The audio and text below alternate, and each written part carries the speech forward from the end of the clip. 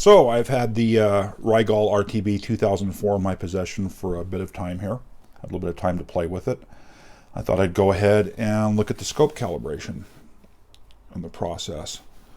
Scroll up here in the menu. We should find apps in here someplace. Apps. I want to do a probe adjust. I want to do it on probe C1. Low frequency adjust. So for the low frequency adjust, we actually get on the probe itself. You probably can't see this. Let me bring the camera down a bit so you can actually see what I'm doing here. So you got the waveform in shot. The first step is to get on the probe tip itself with the adjustment tool and to tweak for as clean a square wave as we can get. So adjust it to as flat a top and bottom as we can get. That's probably about as good as I'm going to get. Move on to the next screen. High frequency adjust. Use the adjustment tool to adjust the edge of the waveform, aligned to shortest rise time without overshoot. And it shows in this case the adjustment being made here.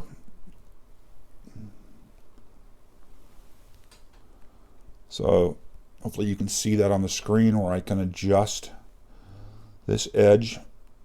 So adjust to the shortest rise time without overshoot. And that's pretty close. So, of course, there's another adjustment on here. There's two adjustments I see now, so we can try to clean this up.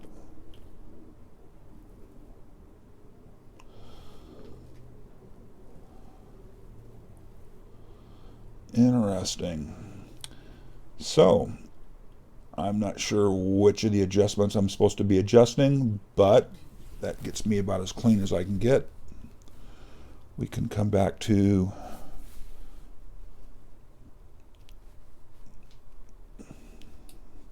we can go to channel 2. I will need to hook the probe for channel 2 up. We've got, of course, green identifying channel 2. We've got green identifying channel 2. It's not measuring any signal amplitude. We will hook up channel 2.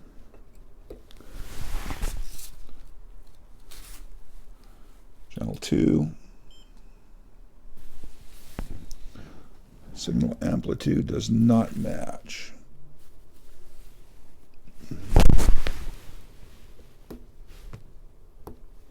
The probe is set to times 10. There we go. So we can see this probe still got the factory setting on it. So for probe 2, we're going to want to get in here and square this up as much as we can. That's probably about as good as I'm going to get it from here. Oops, channel 2. Now we want to go on to the second set of settings. Spin this guy around so I can get to the adjust. Get in there with the little Allen set and tweak it down for as clean as we can get with no overshoot. Clean the signal up as best I can.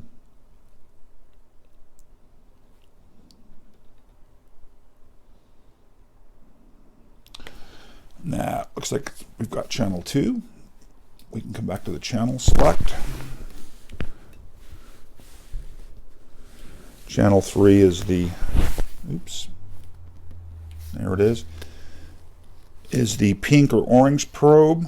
The little identifiers are pink, although color on the screen is orange, or my eyes are just bad, one or the other, whichever it is. Let me get channel 3 hooked up. Resample 3. It is set to times 10. Channel 3. There it goes. We make the same adjust with the little screwdriver bit at the probe tip. Let's square that out as best as we can. That's pretty close. We then move to the high frequency part of the calibration. Actually, I think I hit the wrong thing. We're square, then we go off to here.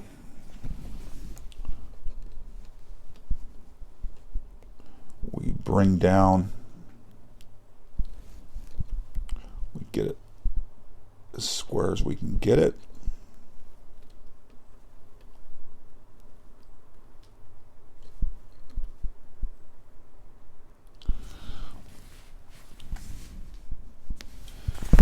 Channel 4,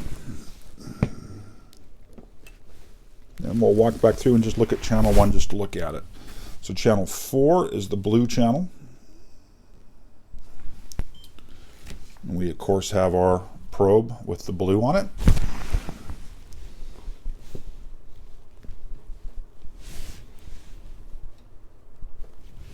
Get hooked in here. Resample channel 4.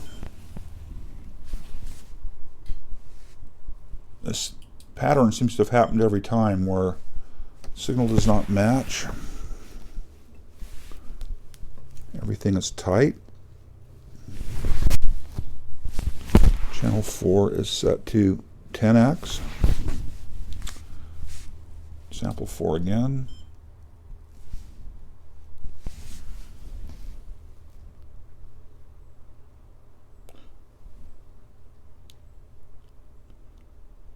Ensure short ground connection.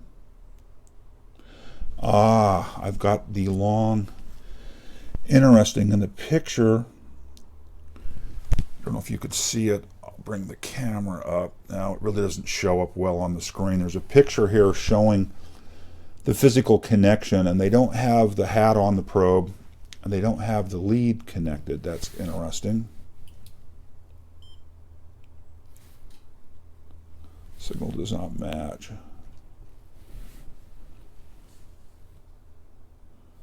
Obviously, I hit something wrong there.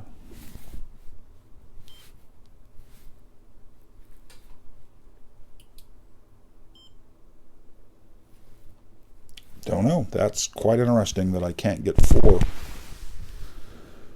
to actually calibrate. Let's go back to channel 1 and start this over. So channel 1 is the yellow channel. I have the yellow probe. I'm going to pull the hat off. I'm going to unclip the ground lead, and I'm going to hold this in there the way they show it, and that is with, I don't know if you see the magic there or not. So the ground loop here that I'm pointing at has a cup on it, and then the output has a little hole, and I can stick the probe tip into the hole and then drop it, and the ground ring on the probe is actually touching the ground connector here. So that is what they're after, is calibrating this without the hat and without the long ground lead. That actually makes a lot of sense now. So we're getting as accurate as we can. That actually looks pretty square. Let's move on to the frequency adjust. Oh, that's so much cleaner with that long ground lead off. Now we can clean this up and get it just as square as we can get it without overshoot. I believe we need to pull that out. And that's much better. Okay, I understand that much better. That makes much more sense. One of the things you have to worry about with scope probes is the ground lead. If we take the length of the probe from where the ground lead connects to here, we have a much longer lead length here than we do here, and that will induce noise. It'll cause propagation delay, slight propagation delays of half a nanosecond or something.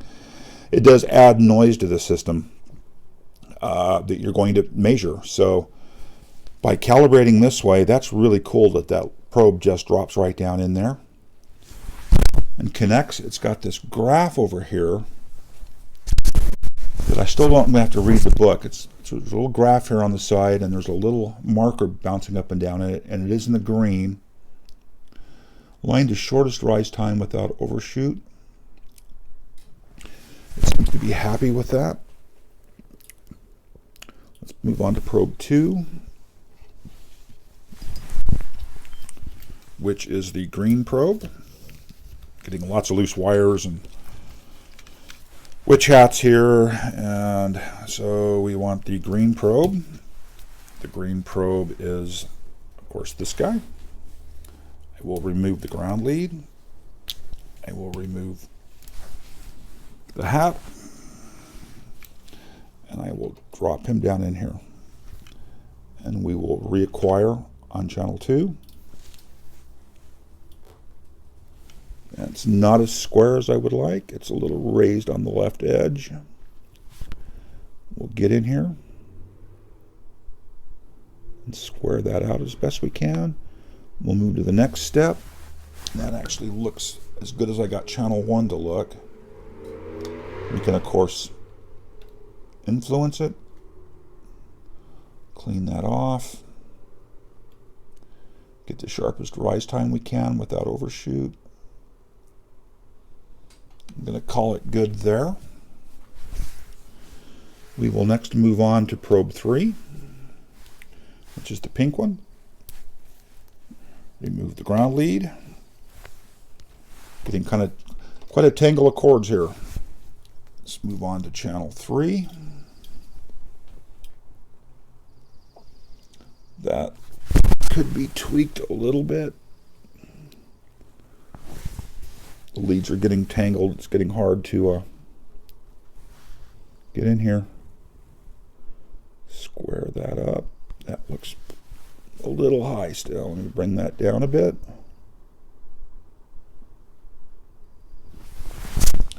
Move on to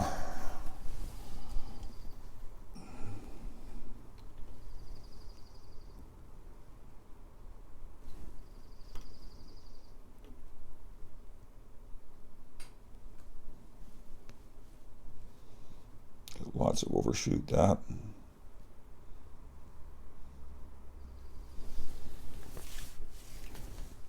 See if I can get the little green little marker there to center a bit better.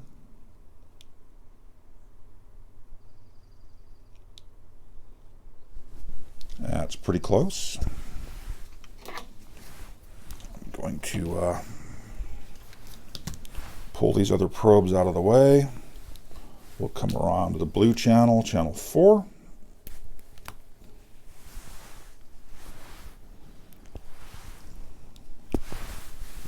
Bring it into the little calibration setup. We will move on to channel 4 and see if we can actually get it to calibrate channel 4 this time, because we didn't before. Excuse me. We kept getting that signal error on 4 when I tried to calibrate it before, and of course now 4 is there and it looks absolutely fine. Let's move on to the overshoot adjust. So this probe is still adjusted as it was from factory. This is pretty much what the other 3 look like from factory.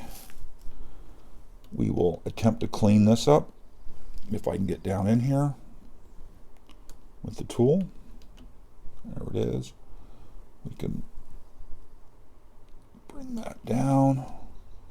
We will clean up this side. Get that shaped a little better. See if we can get it back towards center.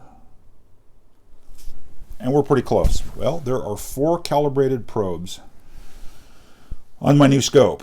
That's quite interesting to have an interactive calibration process like that built in.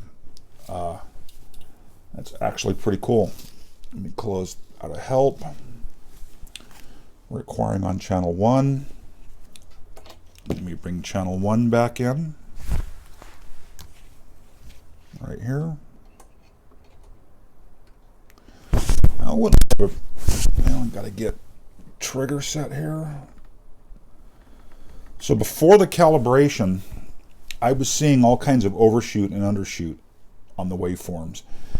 And before the calibration, I was ending up triggering up here off the top of the waveform in order to get a trigger that actually was solid. Because when I got down into the waveform to trigger, it rolled. It didn't grab a good trigger.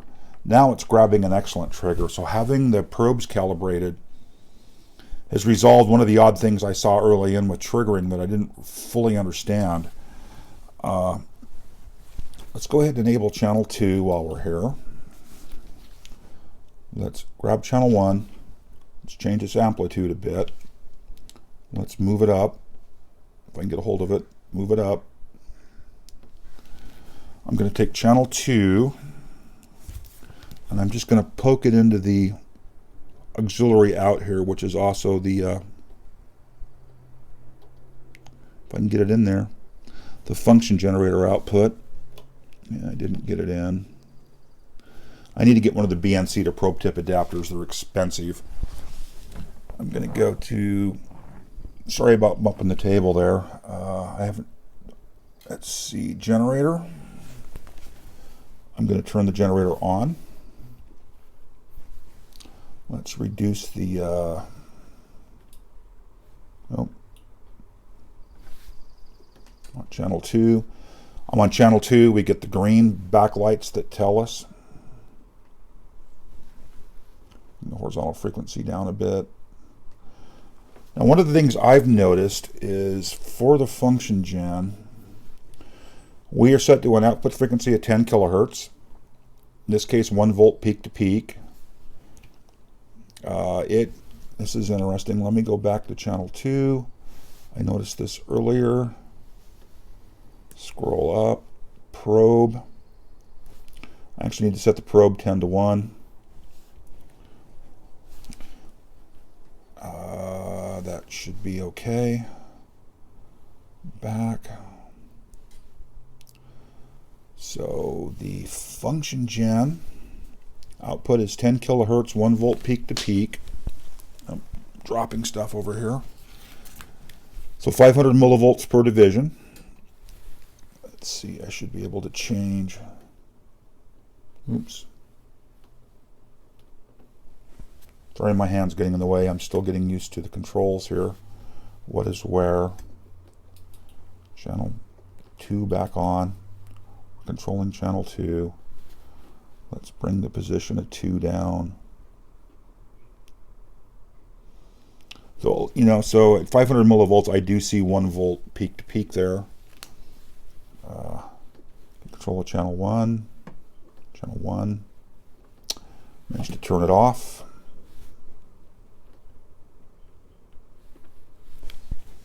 I have, of course, knocked the probe loose down here.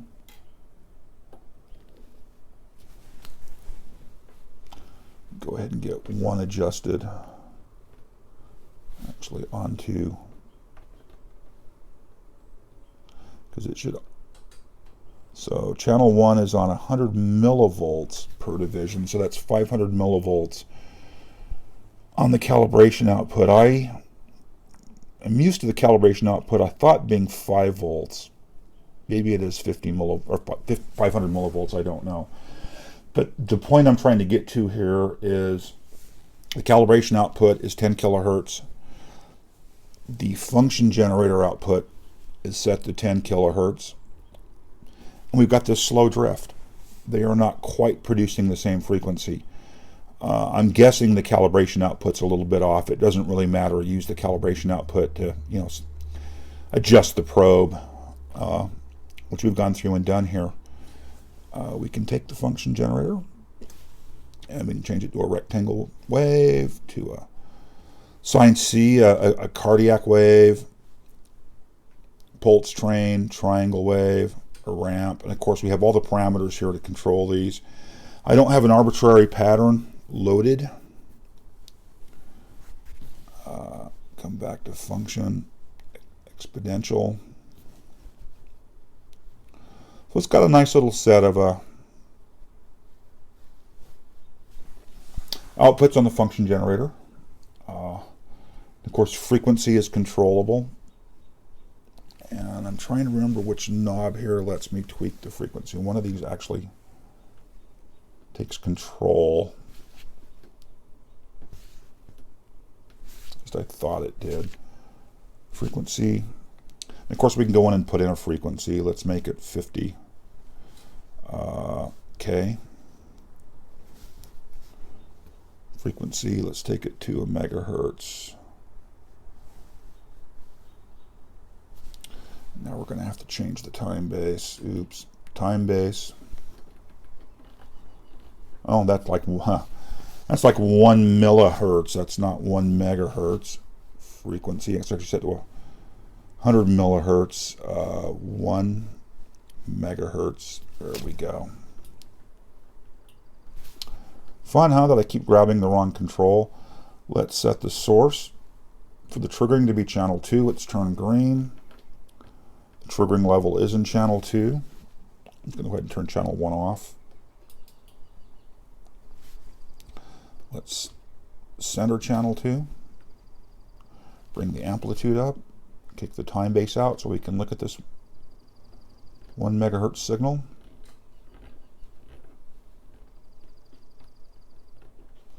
Can take a little getting used to. So there is a 1 megahertz sine wave out of the little function generator. Come back to the generator. I don't know what the top end of the function generator is. 10 megahertz. And as expected,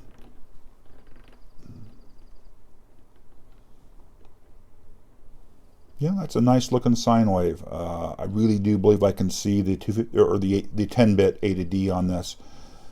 That's a nice clean sine wave at 10 megahertz. Let's see if I can go to 20 megahertz. It's like the max is 25. I think it actually told me that there, max 25. We'll take it to 25 megahertz.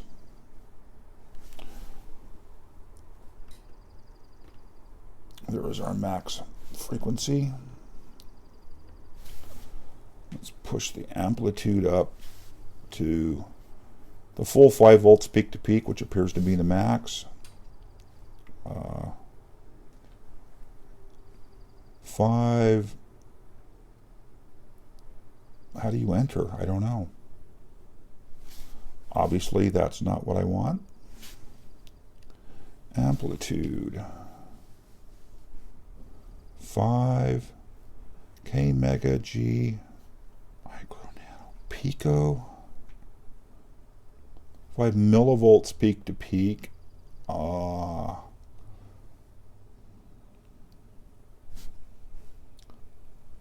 limit reached. Yeah, I just yep. That was a good cheat way to get to 5 volts. I'm actually going to have to learn how to use this. So we are on 1 volt per division. 1, 2, 3, 4, 5, 6, 7, 8, and we're measuring 8 volts there, even though it's supposed to be 5 volts peak to peak. I didn't notice earlier. Let me bring the frequency back down to, say, 10 megahertz, and you will notice that the amplitude decreased, and now I'm seeing the full 5 volts. And that's pretty close to 5 volt swing. So it looks like the little function generator works. I'm not sure what I'd actually use it for in real life. I've got a very nice bench function generator. Certainly got a nice little waveform there, though. Generator, function sine. Let's make it a ramp. Let's make it a ramp. Oh, that's some nice ringing. And you can see me waving my hand around here and touching things.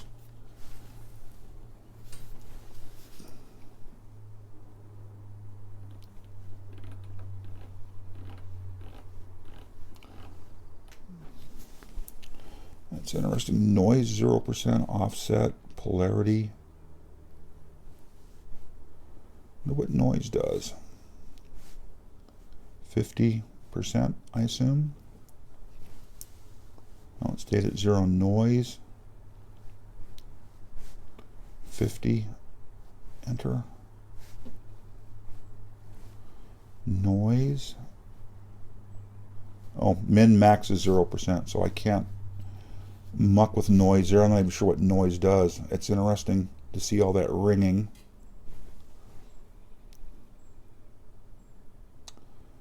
Wow, that's quite entertaining.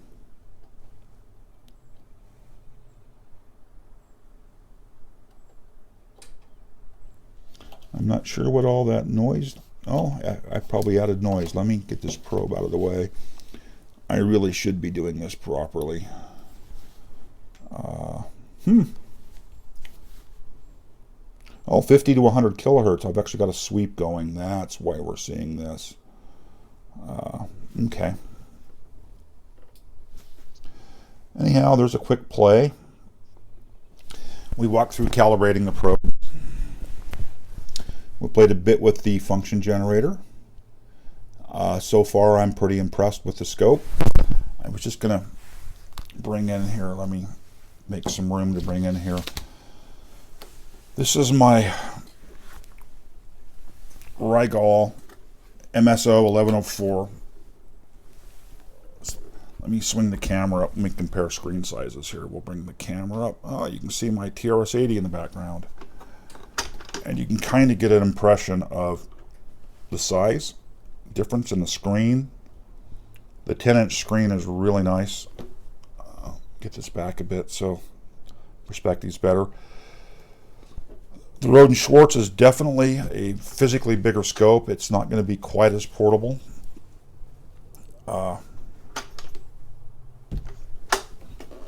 It's actually interesting how much lighter it is than the Rohde. Don't know how robust the build is. The couple of teardowns I saw, it looked like it was good quality. Well, I'm coming up on 30 minutes of video here, and I've shot this in a single shot. So I'm going to go ahead and say goodnight. Appreciate your watching. I hope maybe you learned a bit, and we'll talk later. Bye.